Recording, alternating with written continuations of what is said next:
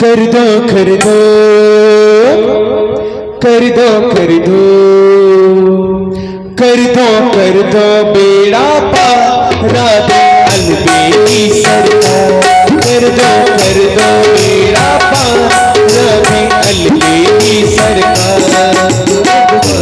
मेरा प्यार तेरा अलबेली सरकार। कर दो मेरा प्यार मेरा अलबेली सरकार। अलबेली सरकार राधे अलबेली सरकार। राधे अलबेली सरकार। राधे अलबेली सरकार। राधे अलबेली सरकार।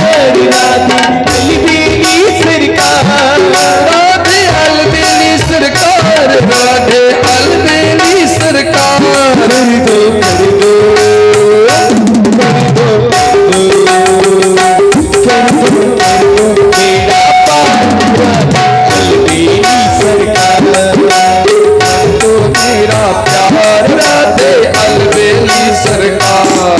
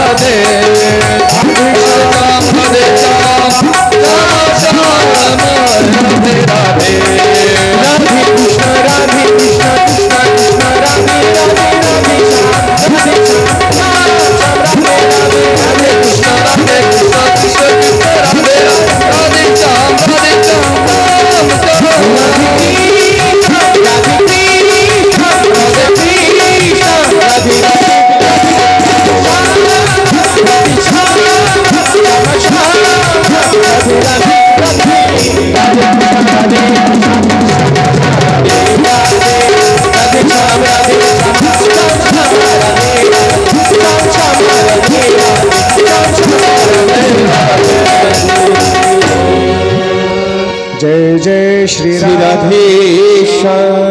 प्यार से बोलना पड़ेगा, राधे राधे। जोर से बोलना पड़ेगा, राधे राधे।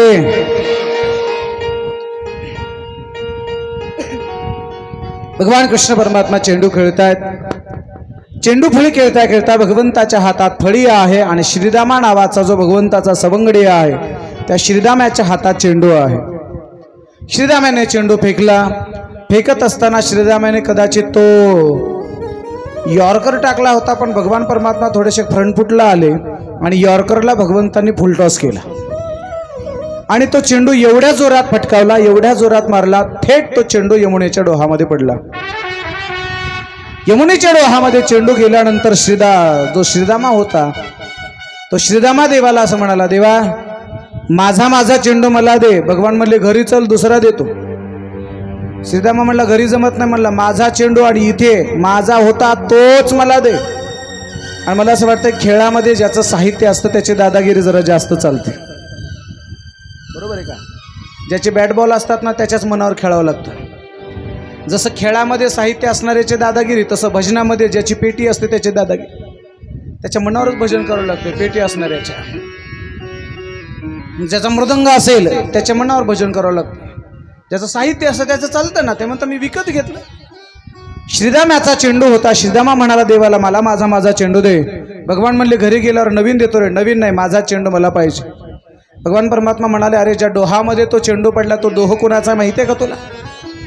कालिया नावाचा भयानक सर्प आहे, त्या कालिया नावाचा भयानक सर्पाचा तो डोह आहे. अधूनमधून हा कालिया विषाचे फुटकार सोडतोय, त्या विषाच्या पाण्यामध्ये मी जर गेलो तर माझा मृत्यू होईल. श्रीदामा म्हणलं मला बाकी 12 भानगड सांगत होतो, माझा चेंडू मला दे. भगवंताचा नावेला झाला आणि त्यावेळेला श्रीरामाच्या दुराग्रहाला बळी पडून भगवान परमात्मा कदंबाच्या वृक्षावर चढले, प्रचंड वेगामध्ये पाण्यामध्ये उडी टाकली. ही कथा शुकदेवजी सांगत असताना त्याच्या अगोदर कथा शुकदेवजी त्याच्या अगोदरच्या अध्यायामध्ये सांगतात ती धेनुकासुराच्या उद्धाराची. धेनुकासुर नावाचा जो दैत्य होता तो तालवनामध्ये येऊन अनेक फळांचं फुलांचं नुकसान करत होता, झाडांचं नुकसान करत होता. तो गाढवाच्या रूपात आला होता धेनुकासुर. आणि गाढवाच्या रूपामध्ये आल्यानंतर भगवान परमात्मा बलराम दादाला म्हणले दादा आणि कोणीतरी राक्षस आपल्या तालवनामध्ये नुकसान करतो आहे. बलराम दादा म्हणले देवा थांबा मी बघून येतो. म्हणले बघून येतो. आणि बलराम दादा तिकडे गेले आणि बलराम दादाने धेनुकासुरासोबत युद्ध केलं आणि त्या युद्धामध्ये धेनुकासुर मारला. बलराम दादाने धेनुकासुराला मारल्यानंतर भगवंताने त्याचं कौतुक करायला पाहिजे होतं की नाही? बलराम दादा आल्यानंतर भगवान काय म्हणले माहिती आहे का? जरा मजा घेतली आणि गोपाळाला म्हणायला लागले तुम्हाला माहिती आहे का रे? गोपाळानं म्हणाले तुम्हाला माहिती आहे का? गोपाळ म्हणले काय देवा? माणसाचं युद्ध कोणासोबत? गोपाळ म्हणले माणसासोबत. लांडग्याचं युद्ध लांडग्यासोबत. आणि मग भगवान हळूच म्हणले गाढवाचं युद्ध कोणासोबत? गोपाळ म्हणले गाढवासोबत. कळलं ना? गाढवाचं युद्ध गाढवासोबत. धेनुकासूर गाढवाच्या रूपात आला होता आणि गाढवाच्या रूपातला धेनुकासूर ज्या बलराम दादांनी मारला तो बलराम दादा कोण? गोपाळ म्हणले गाढव. बलराम दादाला गोपाळ गाढव का जाणून बुजून देवाला भांडण करायचं होतं दादासोबत भावासोबत. का भांडण करायचं होतं आम्ही शुकदेवांना विचारलं. शुकदेवाने सांगितलं ऐका उद्या कृष्ण परमात्म्याला कालिया मारायचा होता किंवा कालियाचा बंदोबस्त करायचा होता आणि कालियाचा बंदोबस्त करताना जर बलराम दादा सोबत असता आणि त्या बलराम दादाला जर तिथं जर जातीचा अभिमान जागा झाला असता तर हा बलराम कालियाच्या बाजूने उभा राहिला असता आणि कृष्णाच्या विरोधात लढला असता. म्हणून कालिया याच्या जातीचा कालियाची आणि बलराम दादाची जाती एक आहे ना. बलराम शेषाचा अवतार, कालिया ही सर्प अवतार आहे. म्हणून बलराम दादाची तोटातूट व्हावी म्हणून भगवंताने बलराम दादासोबत भांडण केलं. बलराम दादा तावाने बोलायला लागले तुझं काम करून मला गाढव म्हणतोस, उद्यापासून तुझी पार्टी अलग माझी पार्टी अलग. तू वलांडीकडे जायचं मी उदगीरकडे जातो. 2 पार्ट्या. आणि असं करता करता त्या दिवशी बलराम दादा सोबत नव्हते आणि भगवंताने कदंबाच्या उंच झाडावरती चढून प्रचंड वेगामध्ये पाण्यामध्ये उडी टाकली. शास्त्र असं सांगतं तुम्हाला जर पाण्यामध्ये खोल उडी टाकायची असेल तर उंचावरून टाकावी लागेल. तुम्हाला उडी मारत असताना जर पुढे लांब उडी टाकायची असेल जेवढ्या पुढं जायचंय तेवढं अगोदर मागं गेलं पाहिजे. मागे गेल्याशिवाय पुढे जाता येत नाही. उंच गेल्याशिवाय खाली जाता येत नाही. कधी कधी खाली राहिल्याशिवाय वर सुद्धा जाता येत नाही. ज्याला पुढे जायचंय ना त्यांनी कधीतरी थोडंसं मागे सुद्धा राहायला शिकलं पाहिजे. कुणीतरी मागं राहिलं पाहिजे, कुणीतरी पुढे गेलं पाहिजे.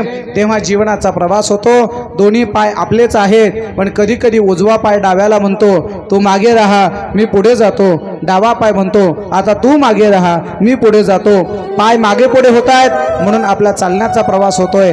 पायाने जर ठरवलं मी मागे जाणार नाही तर आपला प्रवास थांबत असतो. भगवान परमात्मा कदंबाच्या वृक्षावरती चढतायत. प्रचंड वेगामध्ये कालियाकडे जात आहेत. कालियाकडे गेल्यानंतर कालियाच्या पत्नीने पाहिलं हा कोमल अतिशय सुंदर असणारा कृष्ण इथे आलाय. कालियाच्या पत्नी समोर आल्या आणि कृष्ण परमात्म्याला बोलायला लागला, कृष्णा अरे कालिया झोपलाय तोपर्यंत परत जा रे बाबा. कशासाठी आलास? कृष्णाने सांगितलं माझा चेंडू इथे आलाय. कालियाच्या पत्नी म्हणाले आम्ही चेंडू आणून देतो. भगवंताने सांगितलं तुम्ही आणून द्यायचं नाही, मला कालियासोबत युद्ध करायचं आहे. पाहता पाहता भगवान परमात्म्याने कालियासोबत युद्ध करायला सुरुवात केली. एका हाताने भगवंताने कालियाची शेपटी धरली आणि 7 फणे होते महाराज कालियाला. 7 फण्याचा नाग होता. 7 फण्याचा नाग. 7ही फण्याच्या डोक्यावरती फण्यावरती भगवान कृष्ण परमात्म्याने नृत्य करावं, शेपटी धरावे, एवढं नृत्य केलं. कालिया आता रक्तबंबाळ अवस्थेमध्ये व्हायला लागला. रक्तबंबाळ झालेला कालिया शेवटी भगवान परमात्म्याला शरण आला आणि भगवान परमात्म्याला शरण आल्याच्या नंतर भगवंतांनी त्याला विचारलं, का रे बाबा तू शरण आला? होय. कालिया म्हटलं तू माझा का बंदोबस्त करतोय, मला का मारतोय सांग. भगवंताने सांगितलं, कालिया अरे याच यमुनेच्या पाण्यामध्ये तू विष टाकतो, विष, आणि हे यमुनेचं विषारी पाणी आमचं गायी पितात आणि आमच्या गायी मरतात. म्हणजे गायी मरण्याला कारणीभूत तू आहेस. म्हणजे गायी मारणारा कोण आहे? तर गायी मारणारा कालिया आहे. पुढचं वाक्य बोलेन, कृष्णाच्या काळामध्ये गायी मारणारा एकच कालिया होता. सध्याच्या काळामध्ये गायी मारणारे असे लाखो कालिया आहेत. म्हणून शेतकऱ्याच्या बांधावर दिसणारी गाय, शेतकऱ्याच्या गोठ्यात दिसणारी गाय आता आम्हाला दिसत नाही. या कालियांचा बंदोबस्त करणं आज गरजेचं आहे. मायबा माझी हात जोड विनंती आहे. त्या काळातल्या कालियाने गायी मारल्या. सध्याच्या काळामध्ये असे कितीतरी कालिया आहेत आमच्या गोमातेला मारतात. मायबाप भगवान परमात्म्याला कालिया शरण आला तेव्हा कालिया जंबोद्वीपाचा त्याग करून रमणक द्वीपाला निघून गेला. भागवतामध्ये भगवान परमात्म्याने कालियाला मारलं किंवा कालियाचा उद्धार केला अशी कथा मला पाहायला सापडत नाही. कालियाचा बंदोबस्त केला, कालिया तिथून निघून गेला. पुढे भगवान परमात्म्याचा वर्षा ऋतूचं वर्णन शुकदेवजी राजा परीक्षितेला सांगतायत. वस्त्रहरणाची कथा येते, यज्ञपज्ञावरती कृपा केलेली कथा येते, इंद्र यज्ञाचं निवारण आणि गोवर्धनाच्या कथेकडे आपण वळतो आहे. एके दिवशी नंदबाबाने गोवर्धनाच्या पूजेचं आयोजन केलं. माफ करा, इंद्रदेवाच्या पूजेचं आयोजन केलं. भगवान परमात्म्याने विचारलं काय इंद्राची पूजा करताय?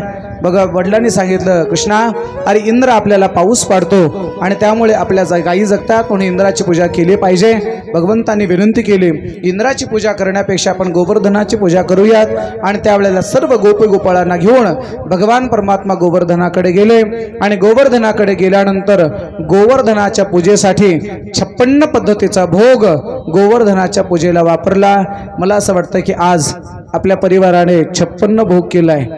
मग असे आल्याबरोबर ते 56 भोग पाहिल्याबरोबर त्याच्यातले 2-4 मला खावे वाटले होते, पण मला वाटलं आपल्यासाठी नाही, ते गोवर्धन बाबासाठी आहेत. गोवर्धनासाठी केलेले हे 56 भोग कथा झाल्यानंतर हा प्रसाद आपल्याला मिळणार आहे. ज्या ज्या माता मौल्यांनी हा 56 भोग करण्यासाठी प्रयत्न केला असेल किंवा मोठ्या कष्टातून हे 56 पदार्थ तयार केले त्यांच्यासाठी एकदा मनातून आपण सर्वांनी टाळ्या वाजवल्या पाहिजेत. एवढ्या व्यापातून एवढ्या धावपळीतून 56 पद्धतीचा भोग करणं साधी गोष्ट नाही.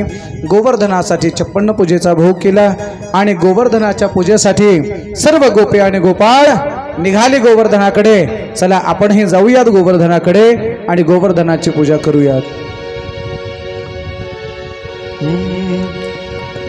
श्री गोवर्धन महाराज तेरे माथे मुकुट विराजे. श्री गोवर्धन महाराज तेरे माथे मुकुट विराजे. गोवर्धन महाराज तेरे माथे मुकुट विराजे. गोवर्धन महाराज तेरे माथे मुकुट विराजे. श्री गोवर्धन महाराज तेरे माथे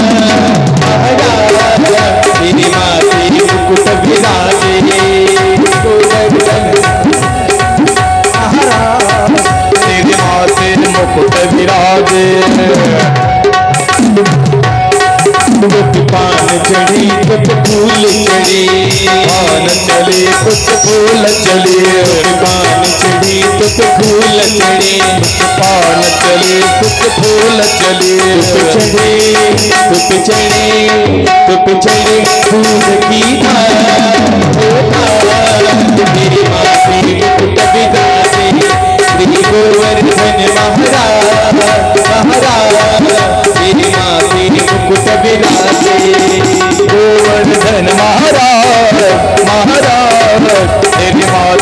मुकुट विराजे गोवर्धन महाराज महाराज तेरे माथे मुकुट विराजे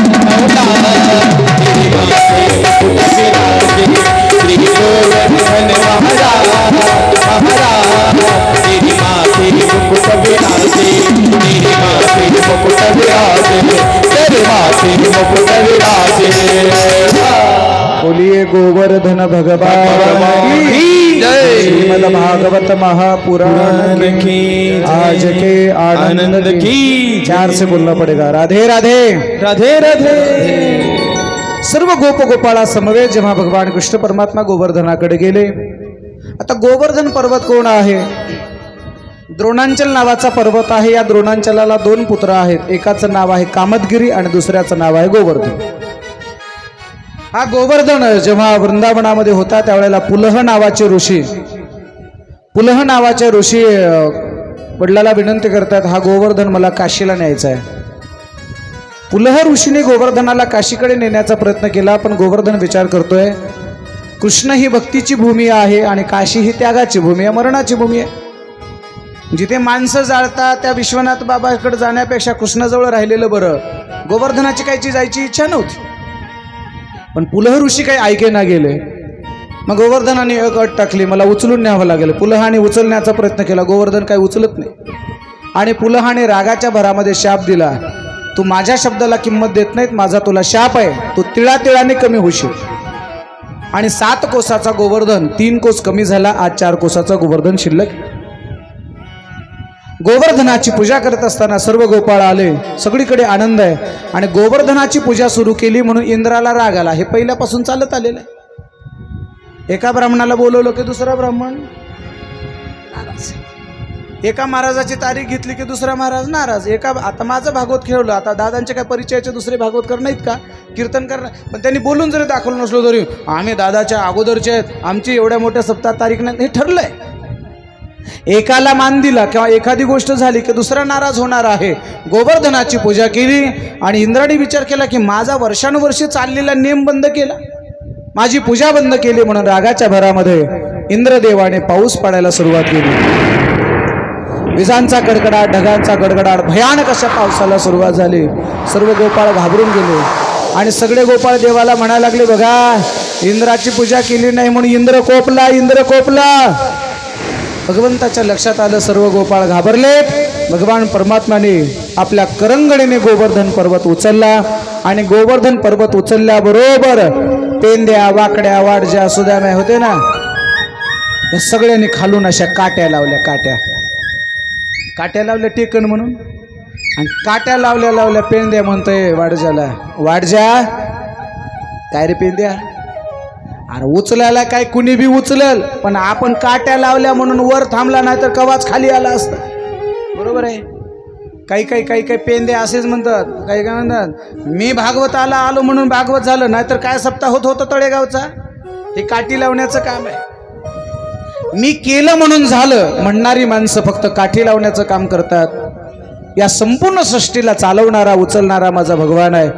भगवंताने करंगळे अशी सरळ होती आणि उग सरळ असणारी करंगळी उग अशी थोडी वाकडी केल्यावर यांच्या काट्या कधी मोडून पडल्या पत्ताही लागला नाही। महाराज देवाने करंगळी वाकडी केल्यावर सोडून द्या, नुसती करंगळी नुसती अशी हल्ली ना, हल्ल्यावर काय होतं किल्लारीला विचारा काय होतंय ते। मला वाटतं 5 का 6 रिश्टर स्केलचा भूकंप होता तो, 6 रिश्टर स्केलचा। नुसतं उग हल्लं होतं तर गावाच्या गावं गेली महाराज त्याच्यामध्ये। म्हणून लक्षात ठेवा, तो हलवत नाही म्हणून बरं आहे, तो तो आपल्याला सांभाळतो म्हणून बरं आहे। रचा है सृष्टि को जिस प्रभु ने, वही सृष्टि चला रहा। रचा है सृष्टि को जिस प्रभु ने, वही सृष्टि चला रहे।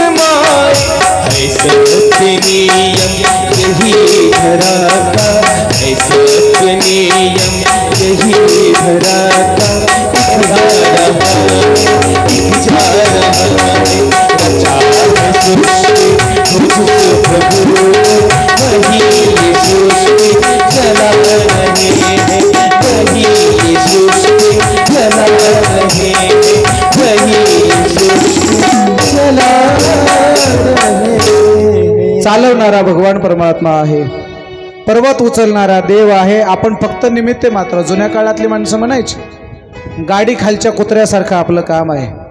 बैल ओढण्याचं काम करतात, आपण फक्त खाली चालतोय। कुत्र्याला असं वाटतं मीच गाडी ओढली। प्रपंचाचा हा सगळा गाडा, सृष्टीचा सगळा गाडा भगवान चालवणारा आहे, आपलं फक्त काठ्या लावण्याचं काम आहे। भगवंताने करंगळी वाकडी केल्यावर काठ्या कधी मोडल्या पट्टा लागला नाही। 1-2 दिवस नव्हे तर 7 दिवस इंद्रदेवाने पाऊस पडला महाराज, 7 दिवस। पण 7 दिवस पडलेल्या पावसाचं एकही पाण्याचा थेंब पर्वताच्या खाली आला नाही। शुकदेवाने राजा परीक्षिताला सांगितलं एकही थेंब बाहेर आला नाही, याचं कारण कुठे गेलं हे पाणी? शुकदेवजी सांगतात हे सगळं पाणी अगस्त्य मुनीने पिऊन घेतलं। पण आजही गोवर्धनावरती गेला तर अगस्त्य कुंड नावाचा कुंड आहे, ज्या कुंडाला 12ही महिने पाणी आहे। तुम्ही म्हणाल अगस्तीने का पिलं, याचं उत्तर शोधण्याकरता 2 मिनिटासाठी आपण रामायणात जाऊया। ऐका, रामचंद्र प्रभूचा राज्याभिषेक झाला, राम अयोध्येचे राजे झाले, आनंदाने सीतामातेचा प्रभूचा रामचंद्र प्रभूचा कारभार सगळं व्यवस्थित चालू आहे। आणि एके दिवशी सीतामाता आपल्या प्रभूला मालकाला म्हणते, मालक माझी एक अशी इच्छा आहे। कोणती? दररोज एका ब्राह्मणाला जीव घालावं असा माझा संकल्प आहे, अशी माझी इच्छा आहे। रामाने सांगितलं हे बघ सीते, तोपर्यंत माणसाने एखादा निश्चय करू नये, एखादा नियम करू नये। एकदा नियम केला की तो मध्ये मोडू नये। सीतामाता काय म्हणले माहिती आहे का? महाराज राजे, मी अयोध्येच्या राजाची पत्नी आहे, माझा नियम कसा मोडेल? रामचंद्र प्रभू म्हणले ठीक आहे। दुसऱ्या दिवशी रामचंद्र प्रभूने एका ब्राह्मणाला बोलवलं आणि सांगितलं त्यांना आपण घरी या आणि जेवण करून जात जा। ब्राह्मणांनी दररोज यावं, जेवण करावं, निघून जावं। ब्राह्मणाची माणसं थोडं खातात पण चांगलं खातात, थोडंच खातात पण चांगलं खातात। सीतामाता म्हणली प्रभूला, प्रभू असला कसला ब्राह्मण पाठवला? म्हणले उगं एवढं एवढं खातं निघून जातं, मी एवढा मोठा स्वयंपाक करते, जरा खादाड ब्राह्मण पाठवा। रामचंद्र प्रभू म्हणले सीतेला, जर खादाड ब्राह्मण पाठवलं आणि त्याला कमी पडलं तर? सीता काय म्हणली माहितीये का? कसं काय कमी पडेल? मी कोण आहे माहितीये तुम्हाला? अयोध्येच्या राजाची पत्नी म्हणतात मला, अयोध्येची राणी आहे मी, सीता आहे सीता। मग मात्र प्रभूचं खातं बिघडलं आणि मग देवाच्या लक्षात आलं की आपल्या पत्नीला श्रीमंतीचा पदाचा अभिमान आलाय आणि हा अभिमान घालवण्याकरता भगवान श्री रामचंद्र प्रभू अगस्तीकडे आले आणि अगस्तींना सांगितलं तुम्हाला माझ्या पत्नीचा अर्थात सीतेचा अहंकार घालवायचा।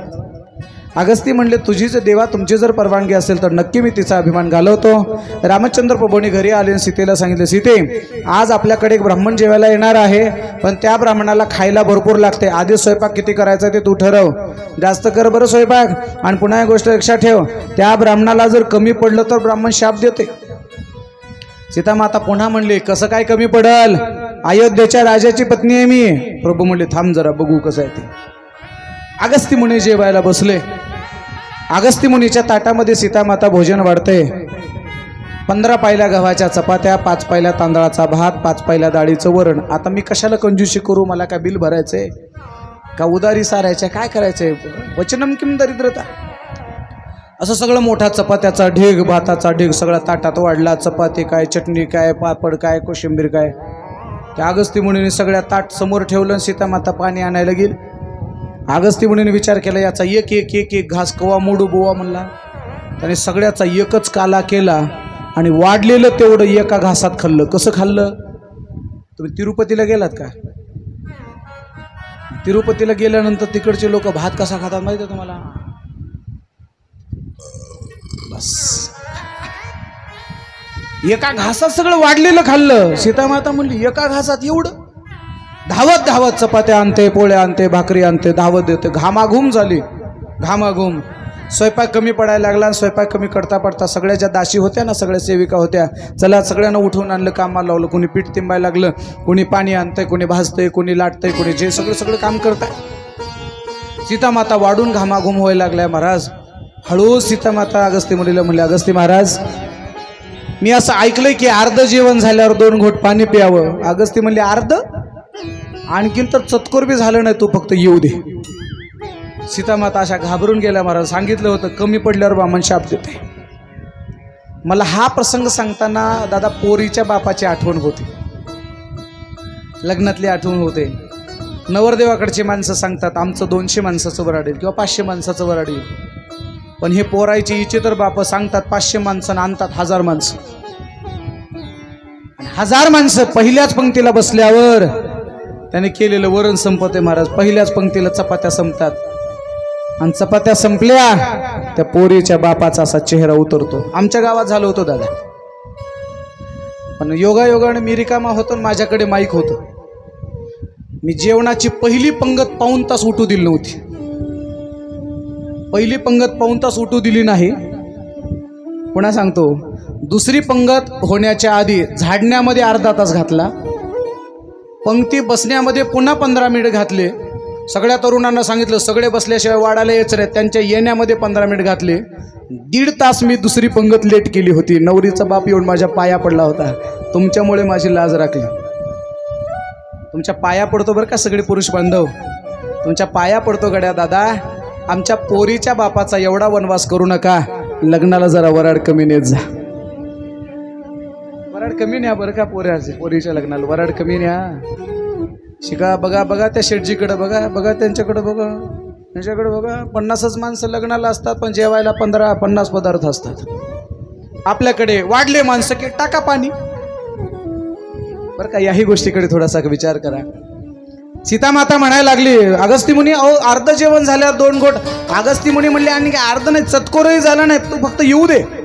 आणि पुन्हा एक गोष्ट सांगतो, तुम्ही जर कुठल्या पाहुण्याच्या घरी जर गेलात तर जेवणाचा आकार बघून जेवत जा, तो स्वयंपाकाचा आकार बघून जेवत जा.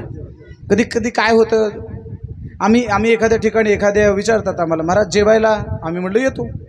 मग आम्ही ते असं करतात की माझ्यासोबतचे 4-5 कलाकार, मी एक 5-6 जणांचा स्वयंपाक ते माऊली करते. पण आमचा स्वभाव असा, लगेच आले की कुणी बी आले, विनायकपाटी भेटायला आले की चला जेवायला, शेटजी आले चला जेवायला, सावकार आले चला जेवायला, अध्यक्ष आले चला जेवायला. आता विचार करा, त्या माऊलीने 6 माणसाचा स्वयंपाक केलाय आणि अचानक 15 माणसं जेवायला बसल्यावर तिने काय करायचं बरं का. तुम्ही जेवताना जर अचानक जर गरम चपाती ताटात आली तर समजायचं पहिली भट्टी संपले, दुसरी पेटली, जर आकाराने जेवायचं. कळलं का? स्वयंपाकाचा आकार बघून जेवत जा दादा. बरं ऐका हो माझ्या तरुण बांधवांनो, दुसऱ्याच्या घरी गेल्यानंतर थोडा स्वयंपाकाचा आकार बघून जेवत जा. आमची येडपट माणसं भात संपलेला असला तरी ताट वाजवतात, भात आणा, अरे येडपटा संपला रे भात. जरा स्वयंपाकाचा आकार बघून जेवत जा माय भात. अगस्ती मुनी सीतेला म्हणायला लागलं, ताट वाजवायला लागलं वाटेव. हा वरण संपलं आणा लवकर, भात संपला आणा लवकर. पाहता पाहता सीतेने विचार केला, आता याला चपात्याचा स्वयंपाक पुरवणी येत नाही, नुसतं भातनवरण, नुसतं भातवरण नुकते खाते रो. अगस्ती मुनी म्हणले नुसता भात नाही, कच्चे तांदूळ आणले तरी खातो. पाहता पाहता अर्धा शिजलेला अर्धा कच्चा भात अगस्ती मुनीच्या ताटात वाढायला लागले तरी पुरेना. कच्च्या साळी वाढल्या तरी अगस्ती खायला लागले. शेवटी सीतामातेच्या डोळ्यात पाणी आलं आणि सीतामाता रडत रडत अगस्ती मुनीला म्हणे, जरा सावकाश होऊ द्या, जरा सावकाश होऊ द्या, सावकाश होऊ द्या. सावकाश होऊ द्या याचा अर्थ काय, तुम्हाला काय वाटते? सावकाश होऊ द्या म्हणजे काय? सावकाश होऊ द्या म्हणजे जरा हळूहळू होऊ द्या. सावकाश या शब्दाचा अर्थ सांगतो, स अधिक अवकाश येथे सावकाश. स म्हणजे सहित, अवकाश म्हणजे जागा. जागे सहित जेवा याचा अर्थ पोटामध्ये जागा ठेवून जेवा असा अर्थ आहे त्याचा. आमची येडपट माणसं सावकाश जेवा म्हटलं की येऊ द्या अर्धी म्हणतात, असं नाही. शहाण्या माणसाने पोटामध्ये जागा ठेवून जेवा. कोणी जर म्हणलं ना सावकाश जेवा, पोटात कोरा अर्धी जागा ठेवून जेवा. सीतामाता अगस्ती मुली म्हणली जरा व्यवस्थित होऊ द्या, मी 2 मिनिटात आले. आणि सीतामाता रामचंद्र प्रभूकडे आल्या आणि प्रभूला म्हणाल्या, देवा मी तुम्हाला खादाड ब्राह्मण मागितलं होतं, पण एवढा सगळा किराणा संपला राजवाड्यातला. रामचंद्र प्रभू म्हणले मला माहित नाही, तूच तू बघ म्हणले. आपुली आपण करा सोडवन, पण लक्षात ठेव त्या ब्राह्मणाला कमी पडल्यावर शाप देते. आता मात्र सीतेच्या डोळ्यात अश्रू आले, कंठ दाटून आला आणि तिला कळलं ही नेमकं कशाची शिक्षा आहे. सीतामातेने प्रभूला हात जोडले, सांगितलं प्रभू मला श्रीमंतीचा अभिमान आला होता, अहंकार आला होता. राजाची पत्नी आहे, मला काय कमी पडेल असा जो अहंकार आला होता, तो अहंकारामुळे तुम्ही माझे असं राजकारण केलंय. गेला माझा अहंकार. इथून पुढे माझ्या जीवनामध्ये श्रीमंतीचा, पदाचा, प्रतिष्ठेचा अहंकार कधीच येणार नाही. सीतामाता शून्य झाल्या, डोळे पुसले आणि रामचंद्र प्रभूने सीतेला सांगितलं, उरलं सुरलं पीठ असेल तर 2 चपात्या कर, 2 ताटवाड, मला 1 ताटवाड, अगस्ती मुनींना 1 ताटवाड. दोघांना ताट वाढले. अगस्ती लगेच जेवायला लागलं. रामचंद्र प्रभू म्हणले, अगस्तीला कळतं का नाही तुला काही? पंक्तीचा नियम काय, पुंडलिक वरदा झाल्याशिवाय जेवायचं नाही. पुंडलिक वरदा ओम सहनावतो श्लोक म्हणायचा असतो, पाणी फिरवायचं असतं. रामाने पटकन श्लोक म्हणला, पाणी फिरवलं, पटकन 1 घास खाल्ला, उठले आणि हात धुतला. आता नियम काय पंक्तीचा, एका पंक्तीला बसलं की शेजाऱ्याने हात धुतला. आपलं जेवण कितीही जरी राहिलं असलं तरी आपण उठावं आणि हात धुवावा. आमची येडपट माणसं 3 पंक्ती उठून गेलं तरी जेवत राहतात. आपली वारकऱ्याची पंगत बघा तुम्ही, वाढणं झालं की पुंडलिक वरदा झाल्याशिवाय सुरू होत नाही आणि सगळ्यांचं जेवण झाल्याशिवाय आम्ही उठत नाहीत.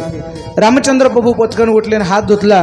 अगस्ती मुनी म्हणले देवाला, म्हणले देवा जेवायला बोलवलं, पोटभर खायला सुद्धा दिलं नाही. अर्ध्या ताटातून तुम्ही उठवलं, बरं जाऊ द्या, खायला पोटभर नका का देणार, निदान आता पाणी प्यायला तरी पोटभर द्या, मी पाणी पिऊन पोटभर भरतो. आता रामाने विचार केला, खायला जर याला एवढं लागलंय तर पाणी प्यायला याला 1-2 टँकरनं भागणार आहे. आणि मग रामचंद्र प्रभूने अगस्त्य मुनींना सांगितलं, या जन्मात खायचं आणि पुढच्या जन्मात पाणी प्यायचं. म्हणजे मी गोवर्धनाची पूजा करणार आहे आणि गोवर्धनाच्या पूजेमुळे इंद्र 7 दिवस पाऊस पाडणार आहे आणि 7 दिवस पडलेल्या पावसाचं पाणी तुम्ही पिऊन घ्यायचं. म्हणून 7 दिवस गोवर्धनावरती जे पाणी पडलं, पाऊस पडलं, ते सगळंच्या सगळं पाणी अगस्त्य मुनीने अर्थात अगस्त्य कुंडामध्ये शोषित झालं. अर्थात पुढचं एक वाक्य सांगतो तुम्हाला, हे झालं अध्यात्म.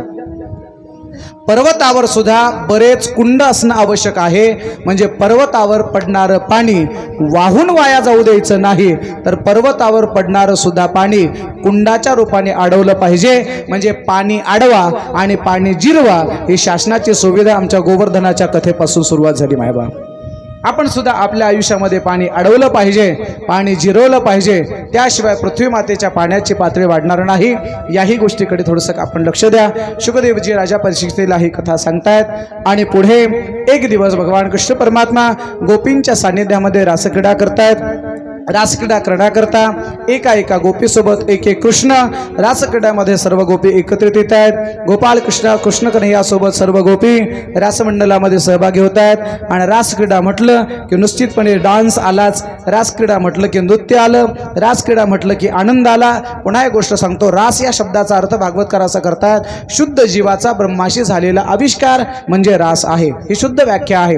रास या शब्दाचा अर्थ शेतकऱ्याच्या संबंधाने काय, उन्हाळ्याच्या दिवसात पाडी घालावी, मृग नक्षत्रात पेरणी करावी, नंतर खत घालावा, मेहनत करावी, नंतर काढणी करावी, नंतर त्याची मळणी करावी, नंतर त्याला हवा द्यावी आणि हे सगळं तयार झाल्यानंतर शेवटी तयार होतं त्याला काय म्हणतात?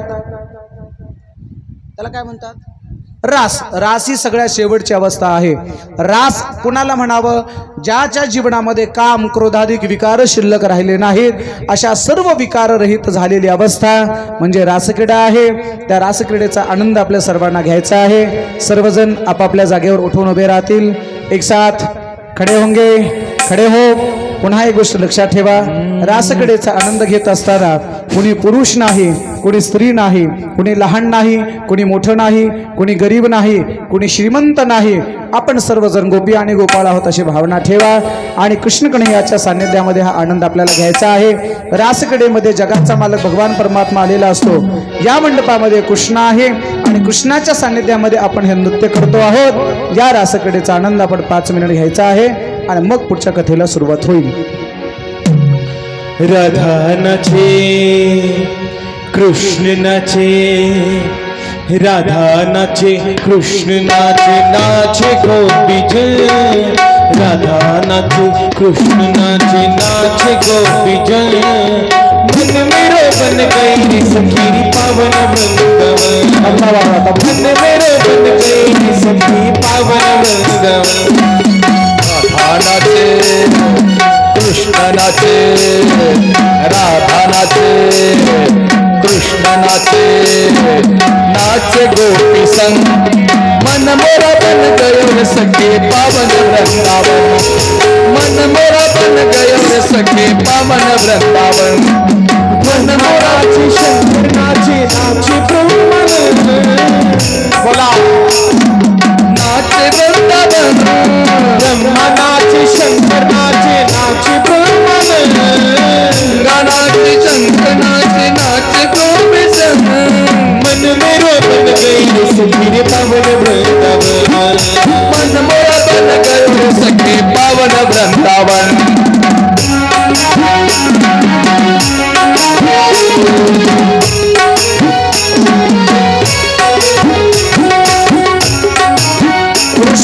पुरुष मंडळ पावला.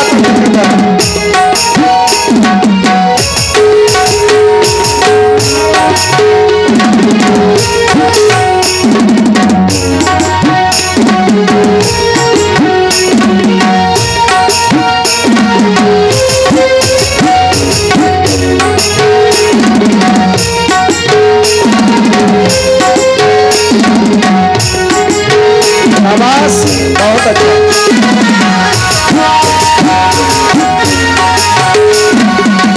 शेठ जी बहुत अच्छा.